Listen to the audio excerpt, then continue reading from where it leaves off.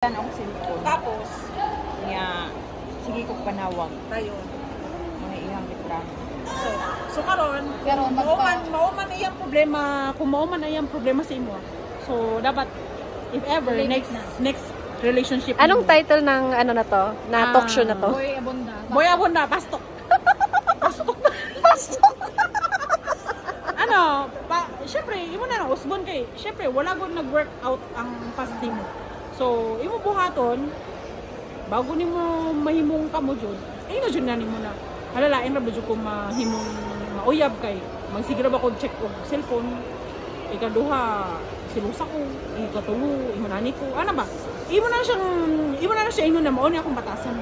Kung makadawat ka, okay, pag daily, ayaw na lang padayon. Ana ba? Kaya mo siya kung ikaw naman siya kung masakatan ang ending nimo. Ikaw naman siya. Oo. Ikaw naman maghilak ending. Pero advice na ako, ayaw pag-check og cellphone. Kasi privacy na nila eh. Makita Privacy man na ko sa kung usagusa. ikaw ra isa or di. Diba? Deka, masakitan man kaog na kayo makita. Uy, okay ra na. Ang importante, ang kanang lalaki mo yung mag-adjust. Babae gud ta. Siyempre, di ba? Babae ka ta. Basta na naketro no. Para ibalo na sa. Ikaw madam sa mga advice. Advice.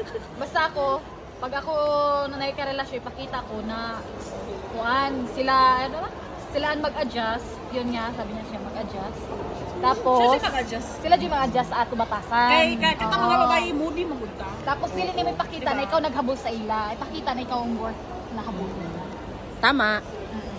Yung nandiyan ako siya. Kung di mo ako ipakita na yung cellphone karon dayon magbulag ka. Pakita dayon niya. Anong problema mo gano'n yan? Break up agad yung pinag-uusapan. Ayaw ano, dahil. Ayaw paghagit og break up. Ayaw, sige, sulting break Kasi pag maghagit ka og break up, ang lalaki magud mahagit magud siya nga. Ano ba ka? Bulag na tayo nguna na. Mahagit magud ang lalaki. Nalahay ko kay Ma-pride ang lalaki. Takot kanang Mo nang dali na lang po kang, sige bulak na ta. Kay, sige kag mention og break up. Ayaw ana. Oo. Kapuyon magud sila. Kuyan sila. O nang siguro ang lalaki, break up ta kay dali ra sa imo nga nang magsulti og break up. Ayaw ana. May matured na. Sus ko 30 po. Yata yung Di ba nakita na ako na kinit to kinit. Kinit to kinit. Kinit ang? Diba na may sa swag. Naikinit na deduction sa salon niya. So, magkuhan ka kung kasi kung babae. So, gina-check na sila kung community. Okay. Mato siya si Libanese. Oh, mauto siya. Okay. So, So pag mga yun there's no second chances. there's no second, ayaw na, Jod. Hindi kasi meron ng second chance eh. Tapos na. Tapos na. So no more na. No more na. Ayaw na magkagaig chance tong tawanan. Kumbaga, know your worth. Kumbaga. Love yourself na. Basta pag, kasi nabigyan mo ng second chance, diba 22 days, wala mo mag-pwede mo. Oo. Tapos balik siya sa iyo. Ano kung ano, ibalik man ka sa kuha na naman, kay babae. Ano siya? Wala, kay babae. Otot. Otot.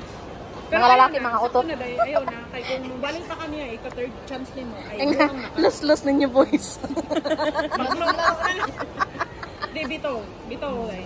Inuod. Isang kami pa, nag-share na ko siya sa kanang sa Exo ba. Umami naman po.